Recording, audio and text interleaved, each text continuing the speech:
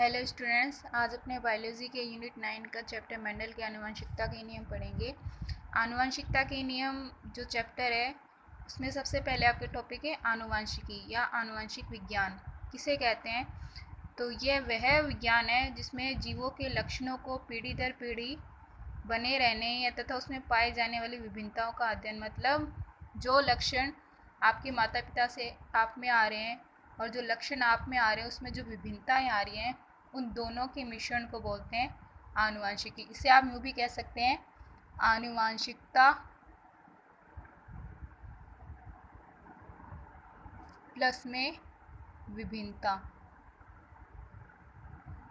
मतलब कि आनुवंशिकता और विभिन्नताओं के अध्ययन को आप बोलेंगे आनुवंशिकी। सेकंड आपकी डेफिनेशन है आनुवंशिकता किसे कहते हैं। ये है आनुवंशिकी की और ये है आनुवंशिकता की। तो आनुवंशिकता वो होती है कि जो लक्षण आपके माता पिता से आप में आ रहे हैं उनके प्रोसेस को या उनके स्थानांतरण को, उस प्रक्रिया को बोलते हैं आनुवंशिकता। और आनुवंशिकी बोलते हैं आनुवंशिकता और विभिन्नताओं के दोनों के अध्ययन को। ठीक है। थर्ड आपकी जो बात आती है वो है कि जो आनुवंशिकी है, मतलब एंड जेनेटिक शब्द का प्रयोग सर्वप्रथम किसने किया था। तो जेनेटिक शब्द का प्रयोग सर्वप्रथम विलियम बेटसन नामक वैज्ञानिक ने किया था।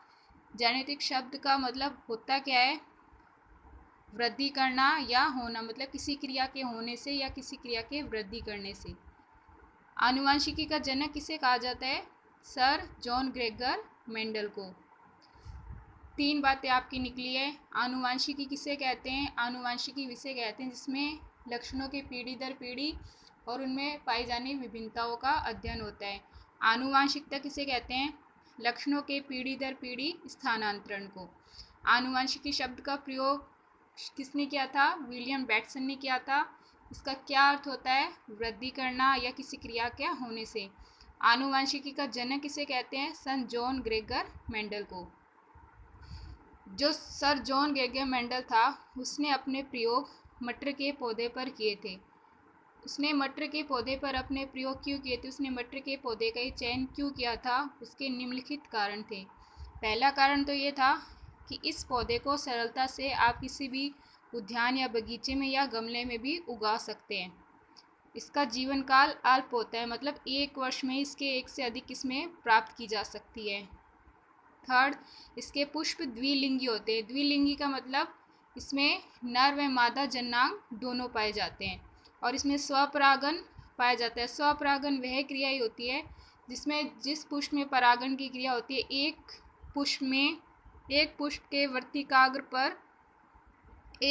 वर्तिकाग्र पर पुंकेसरों के स्थानांतरण की क्रिया, और परपरागन वो होते हैं किसी अन्य पुष्प के वर्तिकाग्र पर पुंकेसरों या परागकोश के स्थानांतरण की क्रिया। थर्ड है, इसमें अनेक विप्रियासी लक्षण पाए जाते हैं। विप्रियासी लक्षण वे होते हैं विपरीत लक्षण, मतलब कोई पौधा लंबा है तो कोई बोना है। ठीक है। तो मेंडल ने मटर के पौधे का चयन क्यों किया था, इसके निम्न कारण थे।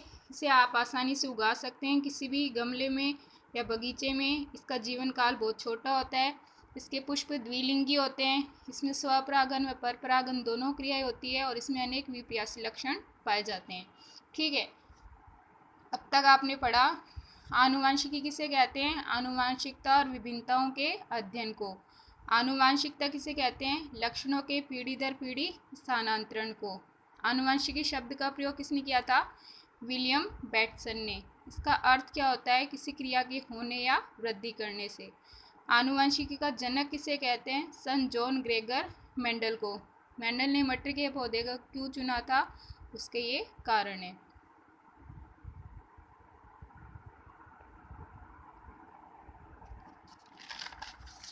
आगे आते हैं भाई, जो उसने विप्रियासी लक्षण बताए हैं, उसने विप्रियासी लक्षण मतलब विपरीत लक्षण, उसने कौन कौन से विपरीत लक्षण लिए थे। जैसे कि उसने तने की ऊंचाई, मतलब जो मटर का पौधा उसकी तने की ऊंचाई से संबंधित विप्रियासी लक्षण थे। मतलब एक तने का पौधा लंबा है तो एक बोना है, मतलब मटर का जो पौधा एक लंबा एक बोना है। फूल का रंग किसी में बैंगनी है, किसी में सफ़ेद है। फूल की स्थिति अक्षीय या कक्षीय, मतलब एक तो शीर्ष पर है और एक नीचे साइड में कक्षीय है। फली का आकार, जो मटर की फली होती है, एक तो फूली हुई है और एक सिकुड़ी हुई है। फली का रंग एक का हरा एक का पीला है। बीज का रंग एक का गोल है एक का झुर्रीदार है। बीज का रंग पीला हरा। मतलब द्विप्रासी लक्षण वो होते हैं जो एक ही लक्षण के दो रूप। लक्षण तो तने की ऊंचाई एक ही है लेकिन इसके रूप दो हो गए, एक तो लंबा हो गया और एक बोना हो गया। इसने जब मेंडल ने द्विप्रासी लक्षण मटर के पौधे का चुनाव किया था तो उसने 7 जोड़ी द्विप्रासी लक्षण दिए थे, जो कि आपके ये लिखे हुए हैं। आगे मेंडल ने मटर के पौधे पर प्रयोग करते हुए वंशागति के नियम दिए थे। मेंडल ने वंशागति के नियम 3 दिए थे, जिसमें फर्स्ट है प्रभाविता का नियम, सेकंड है विसंयोजन या युग्मकों की शुद्धता का नियम, थर्ड है स्वतंत्र अपवन का नियम। फर्स्ट है प्रभाविता का नियम। प्रभाविता का नियम जैसे कि नाम से ही पता चल रहा है, प्रभाव, जो अपना प्रभाव दिखा रहा है। तो मेंडल ने प्रभाविता के नियम को इस प्रकार समझाया था। उसने मटर का पौधा लिया, मटर के पौधा लिया, उसमें उसने कहा था इस नियम के अनुसार संतानोपस्थित कारकों के जोड़े में से एक कारक नर से तथा दूसरा कारक मादा से आता है। इन कारकों में से एक कारक का गुण दूसरे कारक के गुणों को दबा देता है। जैसे यदि लंबे पौधे का बोने पौधे से संकरण करा जाए, इसको आप ऐसे समझ सकते हैं जैसे कि ये कैपिटल टी है, ये लंबे पौधे के लिए है, और जो स्मॉल टी है वो बोने पौधे के लिए। ठीक है, जो कैपिटल है वो लंबे के लिए डिनोट है और जो स्मॉल है वो, जो स्मॉल टी है वो बोने पौधे के लिए डिनोट है। इसने कहा था जब लंबे पौधे का संकरण बोने पौधे से संकरण कराया गया तो आपको इस प्रकार का प्रारूप प्राप्त होता है या इस प्रकार की पीढ़ी प्राप्त होती है, जिसे कि आप F1 पीढ़ी कहते हैं। इसमें जो लंबा पौधा है, लंबे पौधे को आपने किससे डिनोट किया है, कैपिटल टी से, और इस बोना पौधा है उसको किससे डिनोट किया है, स्मॉल टी से। तो जो लंबा पौधा है कैपिटल टी स्मॉल टी के गुण को दबा देता है, और इसे ही मेंडल की आप प्रभाविता का नियम कहते हैं। मतलब कि जो पौधा, लंबा पौधा बोने पौधे के गुण को दबा देता है और अपना प्रभाव दिखाता है, इसे आप प्रभाविता का नियम कहते हैं। देखो यही है, जैसे यदि लंबे पौधे का बोने पौधे से संकरण करवाया जाए तो केवल लंबे पौधे प्राप्त होते हैं, अर्थात लंबाई वाले लक्षण ने बोनेपन वाले लक्षण के मटर के पौधे में प्रकट नहीं होने दिया, और लंबाई वाले लक्षण को प्रभावी लक्षण कहते हैं और बोनेपन वाले लक्षण को अप्रभावी लक्षण कहते हैं। इस प्रयोग के परिणाम को मेंडल ने प्रभाविता का नियम कहा। सेकेंड नियम है विसंयोजन का नियम या युग्मकों की शुद्धता का नियम। इस नियम में क्या कहा था, इस नियम में कहा था कि जो जनक होते हैं, जनकों में किसी लक्षण के लिए उपस्थित कारकों की जोड़ी के दोनों कारक युग्मक जनन के समय पृथक पृथक होकर अलग अलग युग्मकों में चले जाते हैं। मतलब कि ये कैपिटल टी है, स्मॉल टी है, जब इनमें कैपिटल टी स्मॉल टी, जब इनमें युग्मक जनन की क्रिया होगी तो इन दोनों में से एक दोनों कारक अलग अलग युग्मकों में चले जाएंगे। मतलब इनमें की अर्धसूत्री विभाजन की क्रिया हो जाएगी और ये अलग अलग युग्मकों में बढ़ जाएंगे। ठीक है, तो जनकों में किसी लक्षण के लिए उपस्थित कारकों की जोड़ी के दोनों कारक युग्मक जनन के समय पृथक पृथक होकर अलग अलग युग्मकों में चले जाते हैं, इसे विसंयोजन का नियम कहते हैं। दो नियम हो गए आपके मेंडल के वंशागति के नियम है। पहला है प्रभाविता का, जो अपना प्रभाव दिखाए, मतलब लंबा पौधा बोने पौधे के गुण को दबा दे, लंबे पौधे को प्रभावी और बोने पौधे को अप्रभावी। विसंयोजन के नियम में जो कारक होते हैं, जो कारकों की जोड़ी होती है, उनमें से केवल युग्मक जनन के समय केवल एक कारक ही अगले जनन की क्रिया में पहुंचता है। थर्ड है स्वतंत्र अपवन का नियम। स्वतंत्र अपवन का नियम जैसे कि नाम से ये स्वतंत्र अपनी प्रभाव दिखा रहे हैं। इस नियम को आप द्विसंकर क्रॉस भी कहते हैं। इस नियम के अनुसार दो या दो से अधिक द्विप्रासी लक्षण वाले पौधों में क्रॉस करवाया जाता है। दो या दो से अधिक द्विप्रासी लक्षणों वाले पौधों में क्रॉस करवाया जाता है तो समस्त लक्षणों की वंशागति स्वतंत्र रूप से होती है, अर्थात एक लक्षण की वंशागति का दूसरे लक्षण की वंशागति पर कोई प्रभाव नहीं पड़ता है। आप इतना याद रखेंगे कि इसे द्विसंकर क्रॉस भी कहते हैं। और इस नियम के अनुसार क्या होता है, इसने कितने जोड़ी विप्रासी लक्षण लिए, 2 जोड़ी विप्रासी लक्षण लिए और उनमें आपस में क्रॉस करवाया है। आपस में क्रॉस करवाया तो उसने कहा कि जो क्रॉस करवाते हैं तो उसमें जो F1 पीढ़ी प्राप्त होती है, F1 पीढ़ी में प्रत्येक जो कारक होता है वो अपना प्रभाव दिखाता है, मतलब कोई कारक किसी कारक के गुण को दबाता नहीं है। इसे ऐसे भी समझ सकते हैं, इसे द्विसंकर क्रॉस कहते हैं, तो इसे द्विसंकर क्रॉस के द्वारा समझा सकते हैं। यदि संकरित करवाए जा रहे जनक 2 विप्रासी से भिन्न होते हैं तो उसे द्विसंकर। इसे मेंडल ने अपने प्रयोग में 2 जोड़ी विप्रासी लक्षण जैसे पीले व गोल समयुग्मजी, हरे व झुर्रीदार समयुग्मजी बीज वाले मटर के पौधों में संकरण कराया, तो F1 पीढ़ी में विषम युग्मजी गोल पीले लक्षण प्राप्त होते हैं। F1 पीढ़ी में स्वपरागन कराने पर F2 पीढ़ी प्राप्त होती है। इसने क्या कहा है, मेंडल ने अपने प्रयोग में 2 जोड़ी विप्रासी लक्षण, 2 जोड़ी मतलब इसने 2 जोड़ी लिए हैं, एक जोड़ा तो ये हो गया, एक जोड़ा ये हो गया, एक जोड़ा ये हो गया और एक जोड़ा ये गया। जो आर है, जो कैपिटल आर है वो किसके डिनोट है, राउंड मतलब गोल, और कैपिटल वाई पीले। जब दोनों कैपिटल आर हो और दोनों कैपिटल वाई हो वो व्यवस्था होती है समयुग्मजी, और जब एक कैपिटल आर हो एक स्मॉल आर हो तो वो व्यवस्था होती है विषम युग्मजी। तो इसमें दोनों कैपिटल आर है, दोनों वाई कैपिटल है, तो ये कैसी व्यवस्था होगी, समयुग्मजी। और जो स्मॉल आर है वो किसके लिए, झुर्रीदार के लिए, झुर्रीदार को डिनोट कर रहा है। और जो स्मॉल वाई है वो किसके लिए, हरे रंग के लिए। समझ में आ गई। जो कैपिटल आर है वो गोल के लिए, जो कैपिटल वाई है वो पीले के लिए, जो स्मॉल आर है वो झुर्रीदार के लिए, और जो स्मॉल वाई है वो हरे के लिए। तो इसने इस प्रकार के संकरण द्विसंकर क्रॉस को इस प्रकार समझाया। उसने 2 जोड़ी विप्रासी लक्षण लिख लिए, गोल व पीले समयुग्मजी बीज,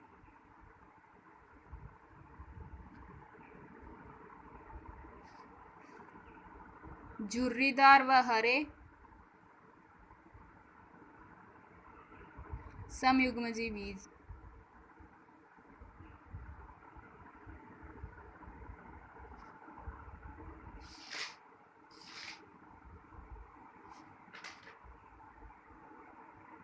इसे आप ऐसे समझ सकते हैं जैसे कि ये है,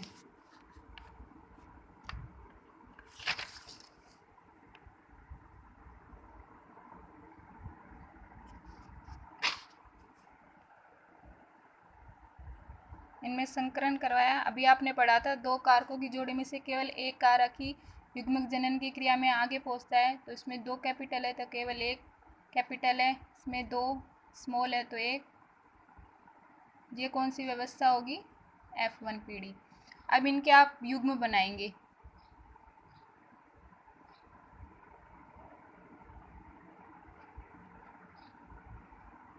एक बॉल कैपिटल आर की दोनों वाई से, एक बॉल स्मॉल आर की दोनों वाई से। तो इस कैपिटल आर की वाई से करी आर वाई, इस कैपिटल आर की इस वाई से करी आर वाई। अब इस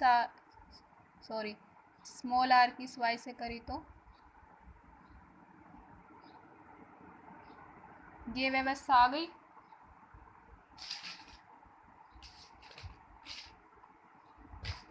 अब उसने इसे एक चार्ट के द्वारा समझाया।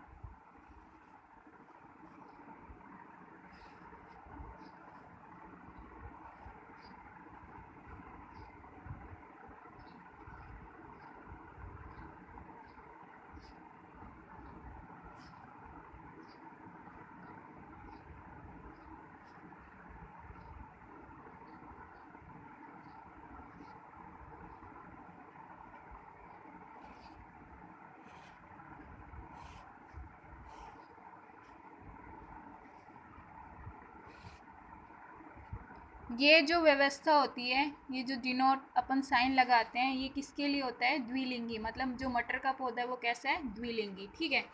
अब इसको आप इस प्रकार समझ सकते हैं, एक बार इस व्यवस्था को ऊपर लिख लिया और एक बार इस व्यवस्था को साइड में लिख लिया। अब इनकी आपस में गुना करवा लो या आपस में संकरण करवा लो। इस आर वाई की आर वाई से करी तो दोनों आर वाई वाई, इस आर वाई की इस वार से कराई तो एक वाई बड़ा एक छोटा। इस आर वाई की इस आर वाई से करी तो एक बार ये आर आर आर को पास में लिखना है और वाई वाई को पास में लिखना है। अब इसकी इससे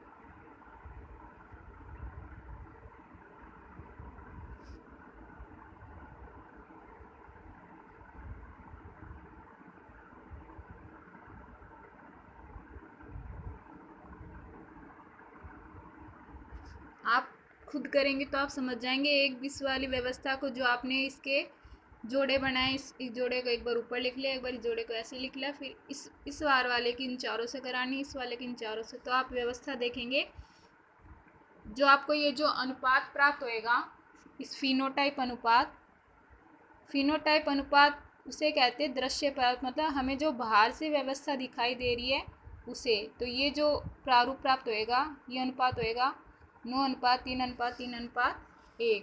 और जो इसका जीनोटाइप, जीनोटाइप मतलब इसका जीनी प्रारूप, जो इसके अंदर की व्यवस्था है जो हमें दिखाई नहीं दे रही, वो इसका अनुपात प्राप्त होएगा 1:2:4:1:1:2:1:1, मतलब कि 122, 412, 121। इसे आप इस प्रकार भी याद सकते हैं 122, 412, 121। अब जो फिनोटाइप अनुपात है दृश्य प्रारूप, वो 9:3:3:1 इस प्रकार दिया है। इसमें देखना है कि आपने जो कैपिटल आर है वो कितनों में है, मतलब कि देखेंगे आप इसमें दोनों बड़े हैं, मतलब ये आर दोनों बड़े हैं, दोनों वाई बड़े हैं। मैंने आपको जब प्रभाविता के नियम में समझाया था कि जो एक कैपिटल और एक स्मॉल हो तो जो कैपिटल है वो स्मॉल वाले के गुण को दबा देता है। तो जो 9 अनुपात है वो गोल पीले के लिए आएगा। अब इसमें पहले अपन इसकी व्यवस्था लिख लेते हैं किस प्रकार की है। ये कैसे हैं, आर किसके लिए है, गोल के लिए, और वाई किसके लिए, पीले के लिए। तो ये कैसे होंगे, गोल व पीले। ये भी कैसे होंगे, गोल व पीले। ये भी कैसे होंगे, गोल व पीले।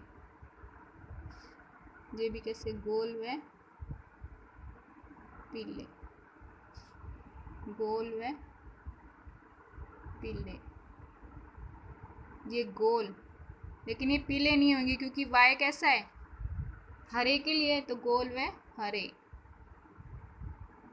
ये गोल व पीले, गोल व हरे, गोल व पीले, गोल व पीले।